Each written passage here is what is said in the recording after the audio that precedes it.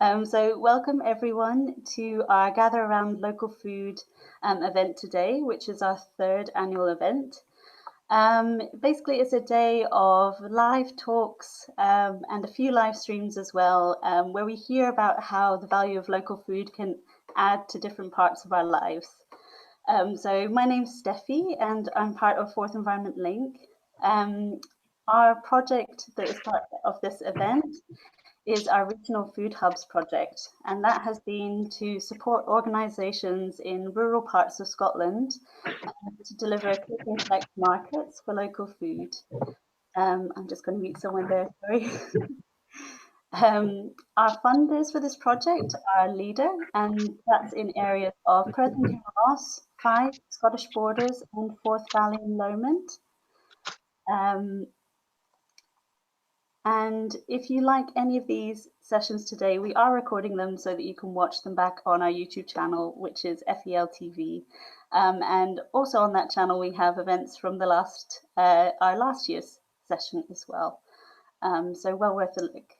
And before I introduce speakers, I just want to remind you all where you can find everything. So our YouTube channel, FEL TV, but also on our social media, which is at Forth Environment Link.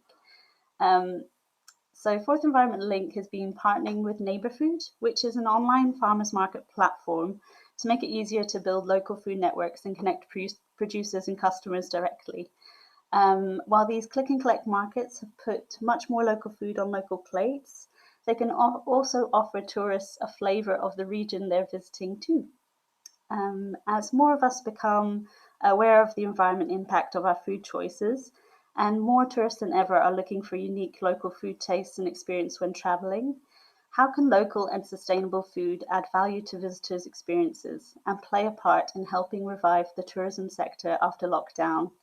We're welcoming today two speakers to help us understand what's happening in Forth Valley.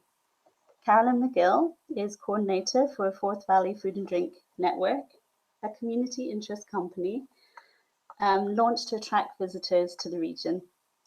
It basically acts to promote the benefits of buying local produce to the economy and the environment. Then we have Alison Younger who together with her husband and children run Old Leckie, a small family farm in Stirlingshire with visitor accommodation and farm experiences. Alison is also Stirling's ambassador as part of Go Rural Scotland. So we'll be hearing from both speakers and have a question and answer session at the end. But please feel free to use the chat box throughout to tell us who you are and comment on anything and add your questions at any time, and we'll pick them up at the end. So I think I'm going to quickly move on to Carolyn, who'll be speaking first. So welcome, Carolyn, if you're happy to start sharing. And you just bear with me 1 second. There we go. Everyone see that? Yep. Okay, can you see that? Okay, yeah. Yep, that's all fine. So thank you. Right, so Forth Valley Food and Drink, who are we? Well, as Steffi said, we're a network that was established in 2020 by members for members, and members being a wide range of food and drink businesses or organisations which are involved in food and drink. Membership's currently free, and we are, as Steffi said, a community interest company. So our objectives are designed to contribute to the social, the economic and the environmental resilience of the food and drink sector within the Forth Valley. So food tourism is very much part of that, and our activity takes into local needs, as well as Scottish food tourism strategy and the COVID recovery plan for Scotland, of which the food and drink sector is key.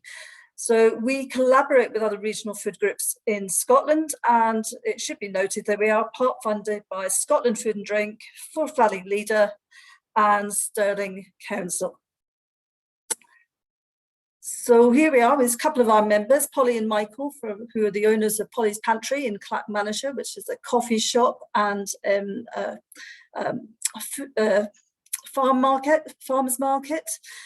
We have a number of objectives. As I say, it's social, economic and environmental, but the main things in terms of food tourism is that we want to celebrate the local food available and learn more about how the food is produced, and we want to encourage food tourism in the Forth Valley. So the question is, there's so many interpretations of what food tourism is, and I like this definition from the Culinary Tourism Alliance, and the main points I want to pick from this, it's a process by which a destination seeks to maximise the economic potential of its local food systems through tourism-related activities, and by increasing visitor demand for local food and drink, food tourism contributes to long-term sustainability of local agricultural food systems, communities and culture. And this is a great example, I think, of food tourism. Here we have Laura Burt, the owner of Turn Up the Beat in Cologne. They are a deli, a zero waste shop and an event catering company. And albeit that they are promoting and they make world cuisine, they use lots of local produce, and they're located right on the West Highland Way. And so they are interacting with visitors who take that long distance route. They're promoting food of the area, they're meeting visitors, and they're engaging in directly with tourism as a food and drink business. So they kind of encapsulate that, and I love that photo because it's nice and bright. It's worth understanding who our visitors are to the area, and just to capture this from Visit Scotland, although the data is 2017 to 19, it pretty much captures what I think is been the long-term trend, and also what I think will happen this year. So the durations of stays are generally 1 to 3 nights. We're very lucky in the Forth Valley that our seasonality is all year round. And purpose of travel is predominantly holidays and VFR, which is visiting friends and relatives. And that's quite high, 30%, and they're a very important sector for this area. And the visitor's age generally over 45, but without stereotyping anybody, that generally tends to be a more disposable income sector, and they're looking for good food and drink experiences. So that's the kind of forms of the basis of who our visitor is. If you look at day trip visitors, you can't help but notice their main activities are restaurants, cafes, hotels, long walk hikes and walking, drinks in the pub, and then, of course, you know, maybe using the snacks in the fast food outlets. So food plays a large part in visitors, the visitor economy in this area.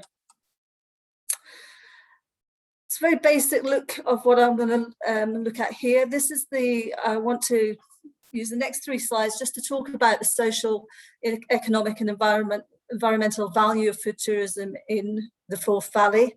I use the honeycomb because it's, as we were talking about it this morning, we were talking about 20 minutes food villages as such, and it is all interconnected, and all parts of it cannot survive on their own, and they all need to work coherently together to be successful. So if I just look first of all at the social value of food tourism, it grows, we have to start with our community. It grows community awareness of our pride in the local food, and we build relationships between producers and consumers. And there's lots of innovative projects already underway. Of course, there's NeighbourFood. We have to think about our farmers markets. There's the British Food Hub, and we have our farm shops, and they all start to build that picture of where our local food is. And remember that visiting friends and relatives sector, which was about 30% of our visitors, if we can sell it to our local people, then they will be the biggest ambassadors for our food and drink in the area. If we look at the economic factors, if people are buying into it locally, then that will inspire the retention and development of culinary and agricultural skills, the sustainability of our local agriculture, food systems and communities. And Alison will be talking about that in more detail shortly.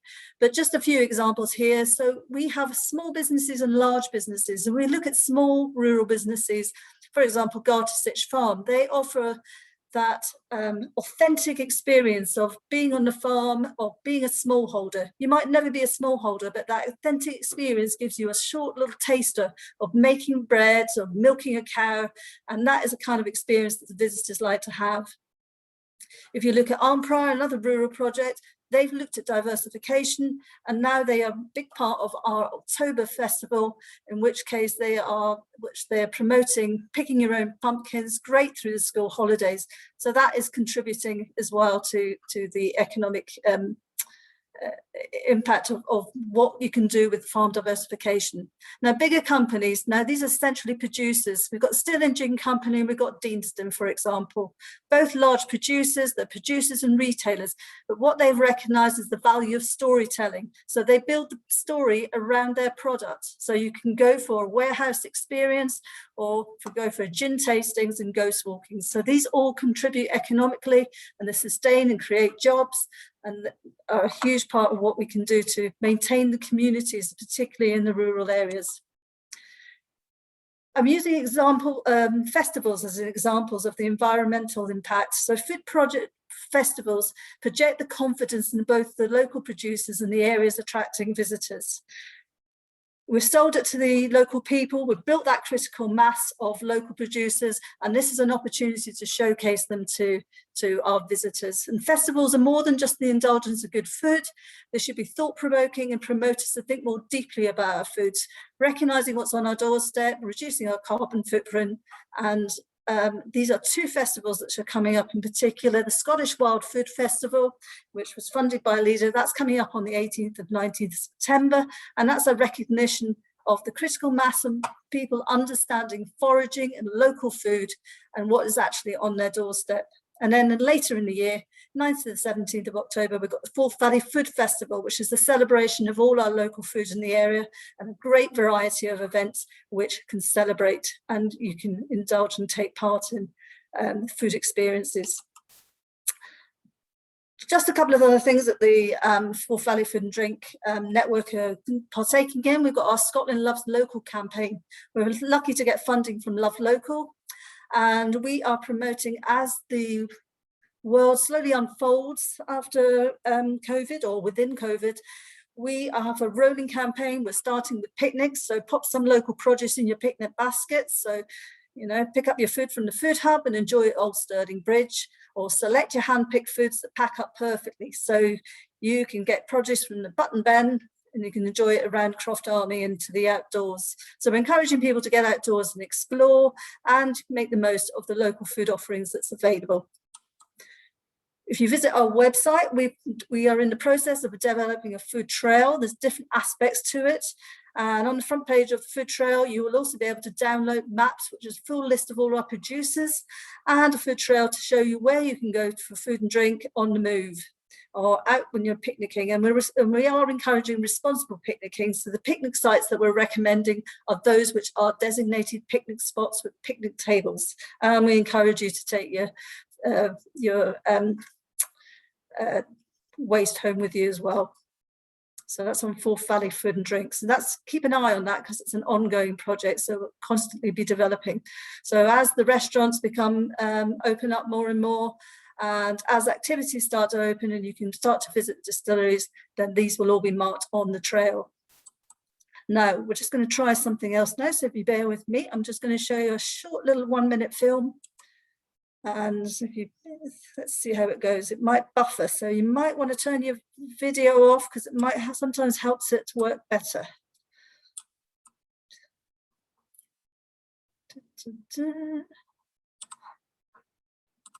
Next screen.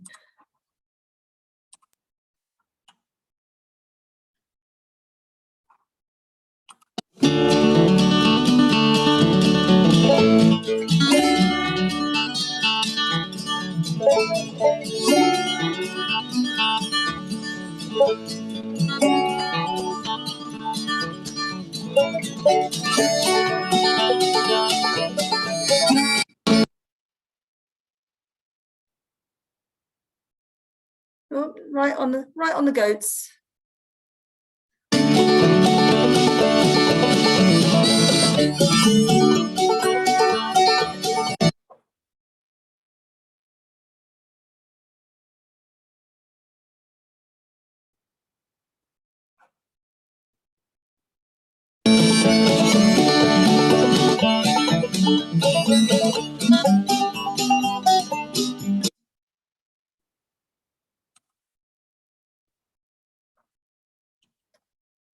Right, I'm going to stop that there. It's going to be launched on Saturday on our Facebook page. So if you want to see it in full, you'll have to come back to it and visit it then. There we go. So thank you. Thanks, Carolyn. Yeah, I love that video. So yeah, definitely worth a look, a look back at it, and loads to think about there. But I'm just going to move on and get a presentation from Alison, if that's okay, and then we'll have our questions at the end, if that's okay with you, Alison. That's fine. I'm just working out about my screen share. Hang on, I share screen. There we go. Bear with me. Can everyone see that okay? Yes, I can. Is that looking okay? Yes. Brilliant. All right, well, thanks for asking me along, Steffi. So my name's Alison Younger. I farm, as Steffi said, along at Old Leckie, which is at Gargunnock, just about 7 miles west of Stirling. And what I thought I'd do today is really just sort of introduce ourselves, as well as sort of Scottish agri-tourism and go rural, and what that movement's all about at the moment. Talk a little bit about food tourism generally, and just really have a look at kind of what we've been doing and some of the kind of things, I guess, whether it's individual businesses or those supporting businesses, to think about food tourism, some of the things that I think we really need to kind of think about when we're doing it. For those that aren't familiar with Scottish agri-tourism, it's the sort of business-to-business side, if you like, of the Go Rural Scotland brand. And what that is a sort of official body for the agri-tourism sector across Scotland. So we have over 100 members now, bringing together kind of farming businesses or food producers right across the country, who do a number of different things, whether that's about on-farm accommodation, whether it's farm experiences, whether it's sort of running farm shops. And it's a really energetic sort of movement at the moment. And we're doing a very sort of forward-facing website, Go Rural Scotland. It's all about trying to encourage people and give them an access point into some of the very best kind of on-farm experiences right across the whole country. So that's a really exciting project to be part of. And obviously tourism is the kind of centre point of what that is, of agri-tourism. We would describe ourselves in Scottish agri-tourism. Agri-tourism is about tourism or leisure on a working farm, a croft or estate which produces food. There's different definitions of agri-tourism on a kind of global scale, but being a food producer is really key for us in Scotland. It makes us unique to, I suppose, other rural experiences. And so very much, I guess, aligned with, you know, kind of food tourism and some of the kind of movements that we're seeing in that. I guess on the other thing to say around the kind of Go Rural side is it's been great with the momentum we've got. We've built up a lot of support from Visit Scotland, and I think it's kind of, you know, the work that we're doing locally and trying to make connections at a kind of regional level. I'm the sort of destination kind of lead for Stirlingshire area for Scottish agri-tourism, and trying to make those connections between the likes of Forth Valley and the council, and also bringing in Visit Scotland. It's such a good ripe time, and everybody seems to be just really enthusiastic about getting out there and seeing what's around and linking that to food. So it's dead good. Carolyn's definition of food tourism, I guess, was looking at the kind of from the economic development perspective slightly there. I've picked up one I like that I guess is about what I think the tourists are looking for as a food, you know, someone myself who would travel looking for food experiences, and the people that we have coming to the farm. It's the act of travelling for a taste of place in order to get a sense of place. And that's what people are trying to, or are interested in getting through that kind of food tourism experience. They really want to learn about locality and particular cultures and customs that are there. Really like the storytelling and history. I'll say a bit more about that later. And we know that people will travel both near and far to find really good, authentic food and drink experiences. You know, I think that little clip of the goat film there is amazing. It's about, what are we going to do today? Let's have a bike ride.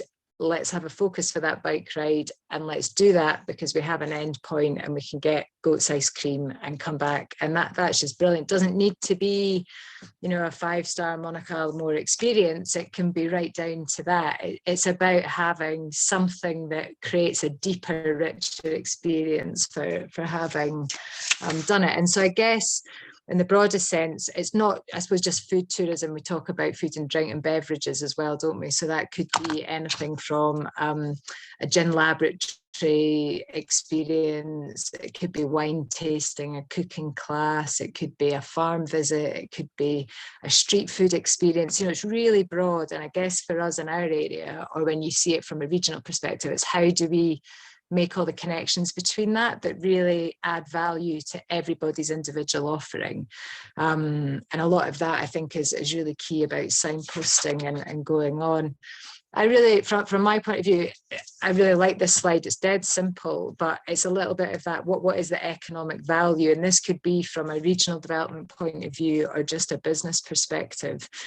Looking at Old Leckie Farm and what we do, we're very much started as a traditional small kind of family mixed livestock farm that sold live animals into market. And within that bottom left-hand section of agriculture, we were looking at what we did. We began to think about adding value to what we do as a business and having finished products, producing food direct that we could sell, adding more value in terms of then trying to push that out as we get that out to our customers. And at the top end of that, we talk about that food and beverage tourism and the opportunity to add value to us as an individual business all the way along that journey is, I think, what is exciting for many small businesses that begin as a producer. There's an opportunity there to really, I suppose, a bottom line profitability, get more return for your product the further down that chain you can shift yourself, with some caveats that I'll mention later on. Carolyn, it's great to see. I think we've got similar taste in some of our people here across Forth Valley. We've got loads of great examples of existing food and drink sort of tourism offerings. We talked about Empire and the food and drink tail, Garter Stitch. I just think they're amazing in what they do out there. You know, that you can go and learn, you can cook, it's very hands-on. We've got the Sterling Gin Distillery, we've got Alan, we've got the brew house, Allen House Brewery, over at Bridge of Allen. Interestingly, when you go into TripAdvisor for Sterling and search for food and drink experiences, it's all beverages that come up. It's Allen House Brewery, it's Sterling Gin, and it's Deanston. And although we have amazing food tourism providers out there, like Garter Stitch, like Empire, like Knockreach, ourselves, we're not featuring on there. So there's something there about how are we articulating and promoting the food side, because obviously the beverage side are doing that quite well for doing it. So there's a lot happening. Nether Glennie Farm, they've just joined Go Rural. They're over kind of near sort of on the Aberfoyle Road. Again, really building food into the farm stay sort of offering that they have. So if we have a quick look at what we do at Old Leckie Farm, like I say, we started very much as a kind of mixed livestock producer of limousin and sheep, and over the last 8 years we've diversified into finished kind of food products. So we have our Leckie Layers free range eggs. We now, I mean, you know, we're small, we're big scale for a smallholder. We have about 1,300 hens now, but we're still really tiny as far as commercial egg laying goes. And we've used that as a base to build a kind of customer base, all within about 15 miles of the farm. We're about 50% wholesale, 50% direct, most of that going through our home delivery network. So we'll deliver to customers' houses once a week. And I think we're about 225 customers get a weekly delivery from us now. And then what we've tried to do is augment that with other products. So I'm a bit of a salad snob. We grow really nice salad really for me to eat. And so I share that with my friends and customers. It doesn't make any money, but it's a bit of a vanity project, but we love it. And then we've moved into more of our kind of meat production. So Highland beef, lamb, our outdoor pigs from the farm. We do potatoes now as well, and we just upsell with everything. And yeah, it's great. We've had a brilliant response. We've just invested quite a lot of money in an online shop that will help us market that a little bit better. But underneath all of that, we've always done farm tours for our farm stay guests. So one of our other diversifications in this building behind the chicken was to do a kind of farm stay.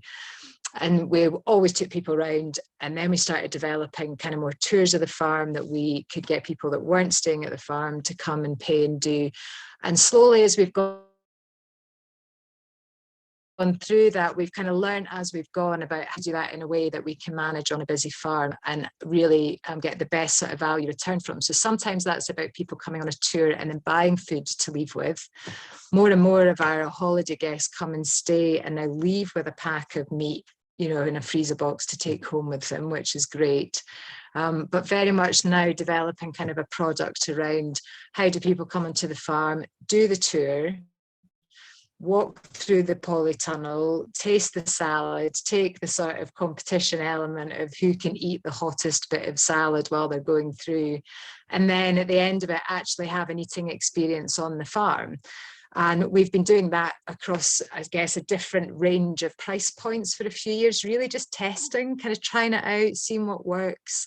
Really excitingly, just before lockdown, we looked like we were going to launch a product working with one of the mainstream kind of like smaller coach companies. They were going to try and link a food and farming tour, and we were going to get a weekly visit by maybe 16 people off a bus for a farm tour and a breakfast roll with our Leckie pork sausages to go away with. And to be honest, if we'd managed to get that running, we wouldn't really have needed to do many more tours in terms of where our capacity was from a profit point of view. That would have been great.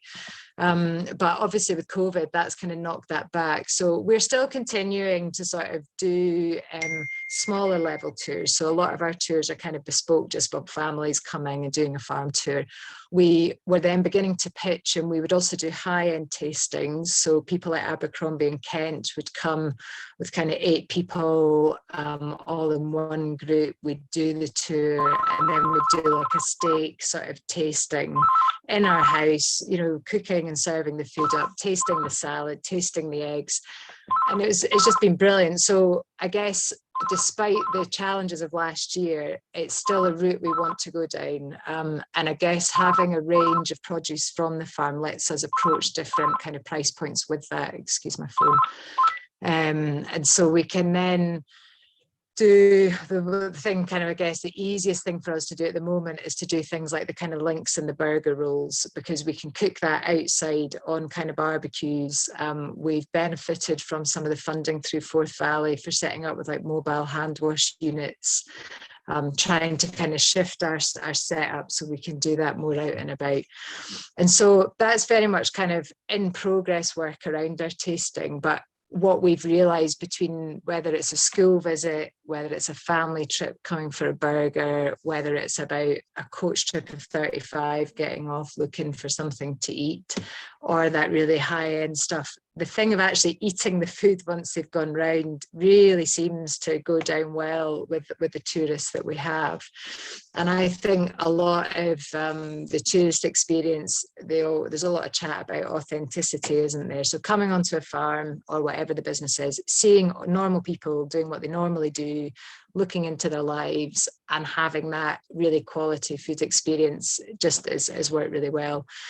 The other thing I would say we do is we do also try and signpost people on to other local places that stock our produce. So like the Inn at Kippen, the Inn at Gargunnock, where we feature on the menu, Nick Nairn's over at Bridge of Allen, we'll tend to try and also say to people, if you don't want an on-farm experience, this is then where you can go to taste our food out in the restaurants. And it's that kind of signposting and building connections that I think really has the opportunity for Forth Valley to maximise the sort of value of the area and what we do. I was going to just pick out, this is my last slide, just things that we need to think about in our own business and that I think other people need to think about, whether you're supporting businesses or running a business yourself. How do you build and price food into offering? You can be a producer, but to then be a food tourism, and I think it would be the same industry what Kenny says about the gin side. You know, you can you have a cost, you know the cost of your product, what you would sell it at. But when you're then trying to price something that includes especially an element of your time in hosting that experience, can't just be about the product cost. It has to also accommodate your time, but it also has to accommodate your experience. And sometimes in your head, that feels like you're pricing yourself way more than your box of eggs at £1.90 or your bottle of gin at sort of, 30 quid. And it's, I guess, sometimes having the confidence to go out there and try that. If we put a lawnmower in to get fixed the other day and they were charging me £80 per hour for their expertise to fix a mower. And I thought, well, they've obviously been qualified, but, we've been doing what we do for a long time. And I think we're all right about it. And so we shouldn't be shy just because we're in this sort of food or drink world and we think we have to be cheap to really value what we do and give people that experience. Good imagery, really important. We're going to use some of our funding from Forth Valley to try and get more hot food shots. We're really lacking on that. We had some great pictures. This is a picture that Julie Howden did in her local Food Hero project. So Julie's coming back in the next couple of weeks to do some more work for us. Having great imagery allows other media outlets to use you, and that's all about raising the profile of what you do. Environmental health, ticking boxes and just being comfortable that they're easy to chat to give you advice if you're suddenly going in to produce hot food. Have to think about that. Or cook food. We've talked a little bit about signposting and building those local connections. I think the marketing and the experiences, the one thing I was going to say about that is there's lots of good social media marketing ways, and the food trail map is great. And Airbnb and TripAdvisor and all these people are jumping onto the fact that people really want these experiences. It is a really good way, and there's lots of bookable plugins people can use to do that. You have to understand the pricing around that though as well. So dependent how your setup is, I guess if you're smaller, it doesn't matter. But for us, like the VAT element's a big one. So we're always paying, kind of the VAT level off what we're taking, and we have to factor that in on what we're doing. And things like Airbnb experiences, they're great, but you have to deliver them whether there's one person or 10. So you need to think about your pricing on that. You can reach an audience much more quickly, but you have to then, a lot of it's trying and testing, isn't it? And seeing what or how you cluster your experiences so that you can bring people and a number into it that makes it worth your while. So I think sometimes it's quite easy to sort of think that's great, but they also then take much more commission on their experiences than they do on their accommodation. And so it takes a little bit of unpicking all that. And sometimes you get to the point where you think, actually, I don't think people will pay it to deliver on whatever. So as much as there's a push to do all the kind of food tourism, you need to think a little bit about your margins within that, because otherwise you just end up being quite busy and not really actually making any money, which from a business point of view, obviously is what we're looking to do, as much as help with the education side about where food comes from. And I was going to just pick up the last point was really about storytelling. If we look at the food tourism and beverage tourism experiences that work really well, the wine and whiskey tasting are totally like where it's at, aren't they? And when you look to how they sell their tourism experiences, they all talk about that sense of sort of terroir, which is, how do the particular conditions of where that wine, for example, comes from that make that wine different to the wine that's grown, kind of like a mile or a couple of miles that way. And they talk about the difference in sort of climate and topography and the kind of grape variety. And any food and drink is the same. For us on the farm, it's about the breed type that we have. It's about the climate that we have, why we farm the way we do. And there's all these sort of characteristics that feed in to make our produce, what I would say is sort of really amazing, and our methods of production. And people love the storytelling. And, wine purists will argue that the human element is not part of terroir, but it is for me in the way that we talk about what we do. Because when you have your tourism offering and you have your customer in front of you, it's not just the product, it's about the person and about your connection and about how you make that connection to the food that you're giving them. And I just think that storytelling bit is like really, really important. And how we develop in our area the food tourism offering, that has to be really kind of central to what we do with it. So anyway, that's my bit. Well, thanks so much, Alison. That was really just an amazing wealth of experience that you have there, and so much useful information. And I don't want to usurp anyone, so I'll just ask around if anyone has any questions to put to either Alison or Carolyn just now, just for the last part of our event. Just to jump in with, sorry, I'm really bad with names. To Alison, I'll connect with you, but just to say you're absolutely spot on with those difficulties. It's about charging for your time, but then obviously the relationship to the experience that the person is going to get, perceived value. You know, like really connecting those dots for people and giving them an experience that they're not really going to get anywhere else. So you giving a sort of an advanced kind of, not a talk, but connecting in an advanced way and telling people about, well, I get up at 5 o'clock in the morning, I feed the animals, and then I'm back to the, and it's just that repetition and charging for your time. And yes, it's giving away obviously an element of it as well. I'm jumping about quite a lot, but there's an element as well of it being a little bit of your marketing cost as well, because you're getting to obviously actively promote yourself, but you've still got to charge for your time, and then the VAT element, which is just confusing.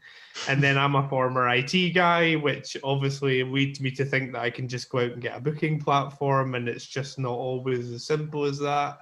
So I'll definitely connect with you and see if there's something. No, do. And I mean, we've done quite a lot of pricing workshops through sort of Scottish Agri tourism this year, and I tell you, I mean, they're really helpful, but talking to each other is the most help, because I know for me, my husband thinks it's hilarious that people want to pay money to hear me speak. He just thinks that's really funny. And so you're slightly embarrassed about it, aren't you, when you charge them for that time? And so then what I tend to do is, like, I feel, oh my God, you've paid for the farm tour. And then if they want to buy some food at the end of it, I'm sort of giving them a discount, because I feel like it's sort of cheeky. Oh, no. And then it's like saying to yourself, no, you know, that is your product. That's your product price. You stick with it. And then you have to find ways, if you way, to manage your time and the other bits of it. And you shouldn't shift on your product price unless they're paying lots. So, and I think the network of chatting to other people, even if they're selling something really different, is just to give yourself the sort of chat and the kind of knock around the head that that's totally legitimate to do. And we all feel quite uncomfortable about it, but it is a very legitimate part of your pricing structure. And maybe just being creative about what you're showing explicitly as the price, what you price into the thing, and what you leave separate, and how you know, there's different options within that you can kind of market test around to see what people's responses are to it. But ultimately, you've got to know it's worth your return, rather than just selling out on a market stall somewhere, isn't it? So I absolutely totally agree with what you're saying, but I stopped pricing up what I was giving the consumer. So I was saying, well, what if I give them 3 gins whilst they're here? What if I give them 4? What if they get to do that? And then I said, well, actually, just base it on like how much really time I'm personally giving to that individual customer, and then figuring out what and much like what you said, like if you're only getting a booking for 2 people or 4 people or 10 people. But in saying that, just figure out really what you want to make as a return personally. I mean, within the business personally, and then sort of work it back from that. And then if you're really just giving them a burger, as you say, it's not really part of it. So you're just saying, well, it's £100 for the session. That covers there, and then you know that if they're a nice bunch, you can give them a wee try of the sherry or the you know, the better sausages, or something like that, without it you know, affecting them. On a positive note, I think we are getting better at understanding the value of food as consumers, and how much we need the true true good food, what it actually costs, and it's not necessarily as expensive as you think it is. So it might be a bit of a juggernaut to turn, but I do think we're getting better at that. Yeah. So I'm just going to jump in very quickly and just say what I'm going to do is just turn off the recording, and just so we can, anybody who feels maybe a bit self-conscious can add to the conversation if they'd like to. So I'm going to do that now.